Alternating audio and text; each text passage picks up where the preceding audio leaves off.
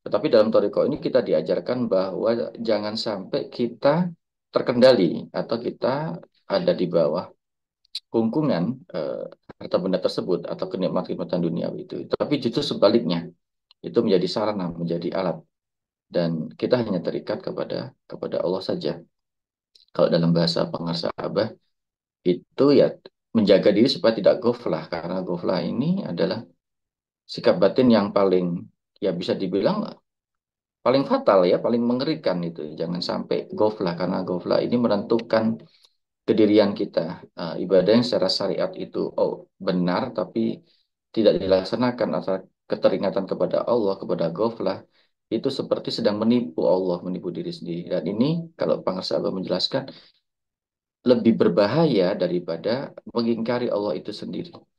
Nah, ini saya ingat beberapa penjelasan bahwa ghaflah itu lebih apa namanya, lebih jahat atau lebih buruk daripada kita masuk ke dalam neraka. Karena kalau kita ghaflah, kita diajarkan bahwa Allah itu ada, kita tahu Allah ada, kita mengakui. Tapi dengan ghaflah kita memilih untuk melupakannya. Kalau orang kafir dari awal memang nggak percaya, jadi logis ya. Kalau kemudian mereka tidak mengikuti perintah Allah. Kalau para penjaga manakib online internasional, Romo Kiai Haji Anangasari dari Surabaya, Romo Kiai Haji Mahya Al-Bukhari dari Jeddah, Romo Kiai Haji Mustafa Al-Maduri dari Madura, juga ada Bapak Dr. Kiai Haji Mahmud Jansal Maghribi dari Tangerang, Bunda Haya Sukmono bersama tim MOI yang bekerja luar biasa dengan tim beliau luar biasa menjadi wasilah kita semua untuk berkhidmat, beristiqomah dalam majelis yang diridhoi Allah, majelis kesukaan guru kita tercinta, majelis para pencinta kesucian jiwa. Yang berbahagia malam ini Ibu Haja Ian Mulia Rasana sebagai pemangku hajat. Semoga dengan wasilah manakib online internasional ini Allah memberkahi semuanya segalanya selamanya untuk beliau dan keluarga besar, mengangkat segala kesulitan, mempermudah segala urusan, menyempurnakan kesehatan jasmani, rohani beliau dan yang paling penting selalu semakin mengistiqomahkan beliau dan keluarga besar bersama kita semua dalam berkhidmat di jalan Toriko Qadiriyah Nasabandiyah Mahasuraya Senarasa PPKN ini. Juga para petugas manakib online internasional yang bekerja dengan sangat baik dan doa yang sama untuk kita semua, para jamaah yang dibisahkan hadir oleh Allah. Pada malam ini ada 72 titik di seluruh penjuru dunia. Alhamdulillah sekali lagi kita memasuki Ramadan pertama di bulan Hijrah ini yang kalau dalam kalender Sinar Rasa ini termasuk Ramadan satu hari pertama ya. Ini adalah bulan yang memiliki banyak keistimewaan dan di dalam ajaran Torikoh kita semua bulan adalah bulan bagus, semua waktu adalah waktu yang suci, semua saat adalah saat yang penuh berkah. Tetapi bulan Ramadan ini memang memiliki beberapa keistimewaan yang tidak ada di bulan-bulan yang lain. Secara di bulan Hijrah juga termasuk ada kewajiban untuk melaksanakan ibadah puasa, kemudian diiringi dengan sholat tarawih. Juga di bulan ini Al-Quran turun, jadi ini bulan nuzulul Quran. Dan bagi kita, wabil khusus bangsa dan rakyat Indonesia, bulan Ramadan ini adalah juga bulan proklamasi, ya, tanggal 9 Ramadan tepatnya. Itu adalah hari proklamasi kemerdekaan bangsa kita menurut tahun Hijriah. Itulah kenapa nanti tanggal 9 kalau nggak salah ya, 9 Maret akan dilaksanakan manakib di Tugu Proklamasi. Mudah-mudahan kita dibisahkan hadir bersama Guru Agung Bangsa Baos di manakib tersebut sebagai perayaan rasa syukur atas kemerdekaan, atas kebebasan dari penjajahan yang bangsa kita alami selama lebih dari 3 abad ya. Kita sendiri tidak mengalaminya, tapi orang tua kita, nenek moyang kita turut mengalaminya. Dan sebenarnya bekas-bekas penjajahan itu masih terasa sampai sekarang ya, baik secara fisik maupun secara mental. Baiklah, Izinkan malam ini saya membahas sedikit tentang ibadah puasa karena mungkin saya yakin ibadah puasa ini adalah ibadah yang sangat kompleks, sangat kaya makna dan manfaatnya ada banyak sekali. Biasa kalau Bapak Ibu mendengar itu ada banyak kajian tentang kesehatan, manfaat fisiknya, puasa bagi metabolisme kita, bagi sirkulasi darah kita, bagi pembersihan atau detoksifikasi terhadap tubuh kita. Jadi sesungguhnya puasa ini memiliki lapisan-lapisan manfaat ya atau lapisan-lapisan elemen juga mulai dari hal yang sifatnya itu fisik, kemudian menyangkut hal yang lebih eh, abstrak daripada itu, yaitu menyangkut sikap hati kita, sikap batin kita, dan juga lebih tinggi lagi sikap kejiwaan kita. Nah, secara fisik puasa ini menyangkut hal yang sesungguhnya sangat sangat elementer ya bagi kita, yaitu tubuh kita itu sendiri dan bagaimana tubuh kita itu survive atau hidup, berlangsung, tumbuh dan hidup secara material ya, yaitu berhubungan dengan kebutuhan fisik kita, makan, minum, dan fungsi reproduksi atau seksualitas. Nah, fungsi ketubuhan ini atau bagian material dari keberadaan kita ini sesungguhnya sangat penting dan sangat vital juga bagi kita karena begitu banyak hal. Bahkan di dalam tradisi filsafat ada satu aliran yang disebut materialisme. Ini aliran yang sangat besar pengaruhnya sampai sekarang itu mereka berkembang dan mereka percaya bahwa manusia tidak lain tidak bukan adalah makhluk material.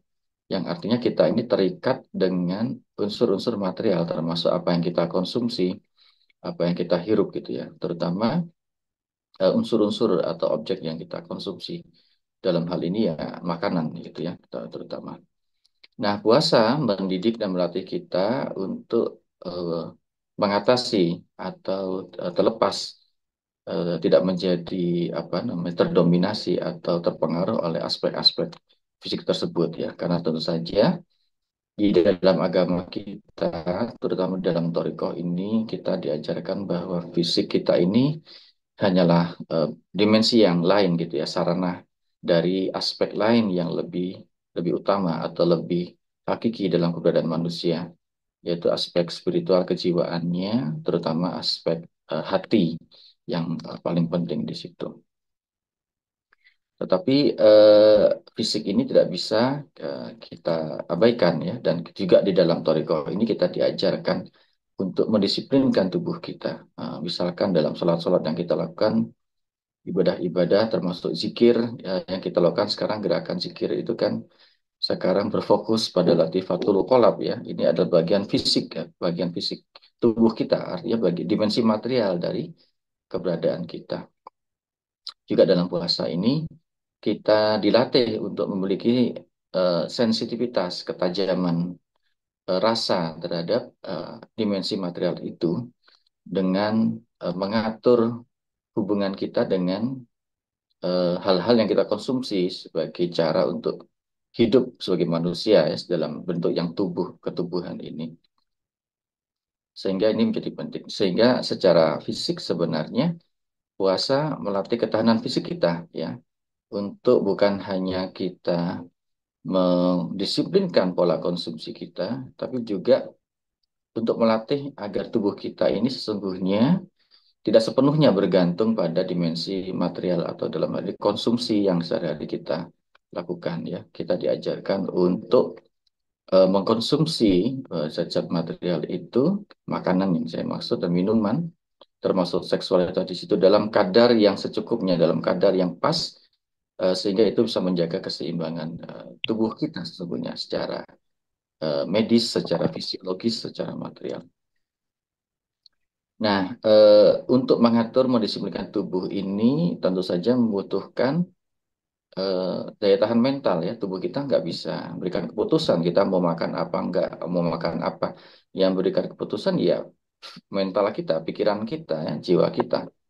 pikiran kita. Sehingga ini artinya pikiran kita di dalam puasa ini juga dilatih. Sehingga kenapa di dalam ajaran-ajaran Islam, kalau dikatakan puasa ini menahan nafsu. Jadi nafsu, sementara nafsu itu bukan hanya bersifat fisik, tapi juga bersifat mental. Sementara yang mengendalikan mental ini ya pikiran dan hati kita, bukan fisiknya. Fisik hanya sarana apa namanya motoris yang menerima perintah dari akal kita, dari hati kita. Sehingga dalam hal ini mental juga dilatih. Jadi bagaimana ketahanan kita terhadap nafsu itu dipompa, dilatih, dididik dalam puasa ini. Itu juga artinya bagaimana kita dilatih untuk tidak bergantung atau memiliki otonomi dari nafsu dan godaan kenikmatan fisik yang ada di sekitar kita, yang kita produksi sendiri ya, makanan-makanan enak, makanan-makanan serba melimpah, minuman yang tersedia yang semakin hari di zaman kita sekarang ini semakin banyak. Nah, ini salah satu ciri ya peradaban kita sekarang itu disebut peradaban affluent atau peradaban abundan di mana objek-objek yang kita butuhkan itu banyak sekali. Makanan banyak, busana banyak sekali, termasuk sarana transportasi, komunikasi yang kita miliki. Ini melimpah ruah sangat, dan ini sangat berbeda dengan masa-masa katakan 20 tahun, 30 tahun yang lalu ya, di mana kita sekedar mencari bahan pokok untuk apa hidup aja itu penuh banyak tantangan. Sekarang ini banyak sekali ya, bahkan datang dengan diskon ya, kita belanja secara online itu luar biasa, apa nah, tawaran berbagai macam produk, apalagi ini menjelang Lebaran biasanya ada banyak semacam perang dagang untuk ditawarkan ya. Nah, sehingga secara mental kita dilatih dalam puasa ini bagaimana pikiran dan hati kita atau jiwa kita ini bisa merdeka atau otonom atau lepas dari kenikmatan fisik itu. Tapi juga lebih dari itu, di dalam puasa kita juga diajarkan agar pikiran kita ini atau hati kita ini bisa mengendalikan sikap-sikap batin yang bisa membatalkan pahala puasa ya, seperti amarah gitu ya, kemudian sikap berbohong, kemudian sikap hasut atau mengadu domba gitu ya, atau memfitnah. Itu sikap-sikap batin yang juga diajarkan untuk kita kendalikan atau kita jauhkan. Yang paling penting misalkan salah satunya berbohong, gitu. Artinya ini melawan kebenaran atau menyembunyikan kebenaran atau memanipulasi realitas atau memanipulasi kebenaran. Ini sudah menjadi sikap batin yang muncul selalu dalam kehidupan sehari-hari. Dan dalam puasa ini kita dilatih agar itu kita hindarkan. Nah, ini bisa disebut level kedua ya. Tadi pagi Romo Kiai Haji Triwahyu menjelaskan ada 3 level apa puasa ya.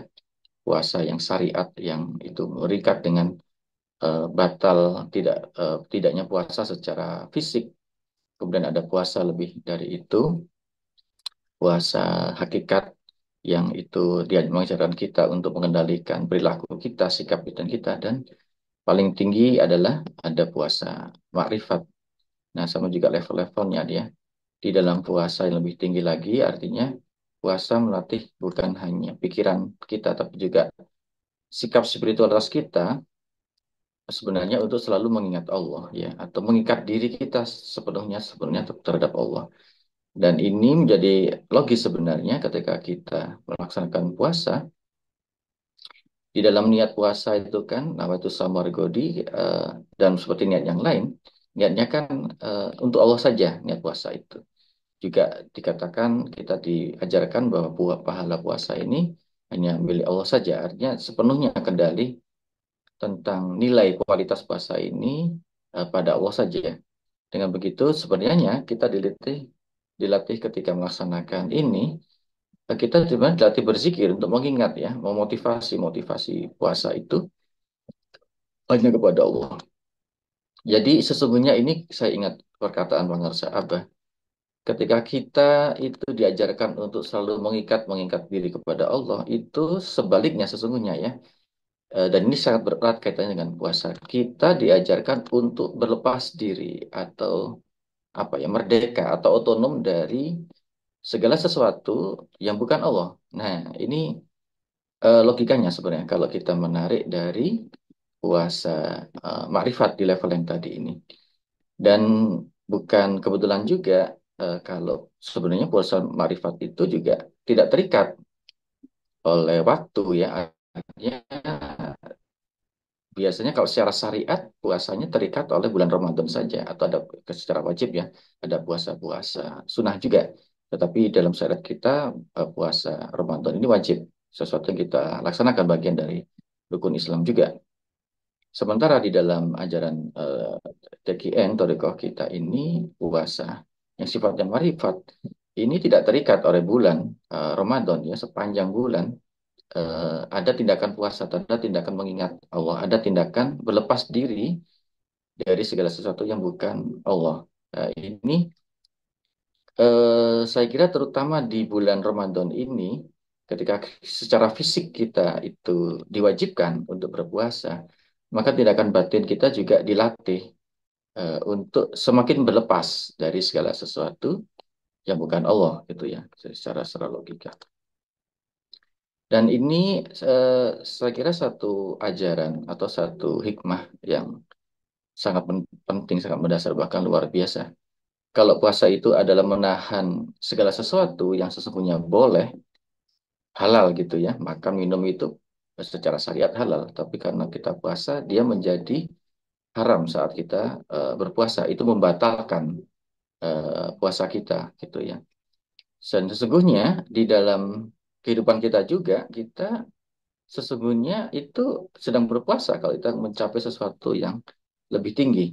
Artinya ada begitu banyak hal nikmat-nikmat Allah itu yang secara syariat halal bagi kita ya, makanan, kemudian kesenangan-kesenangan duniawi, atau menjelaskan ya, harta benda, semuanya secara syariat dia halal ya.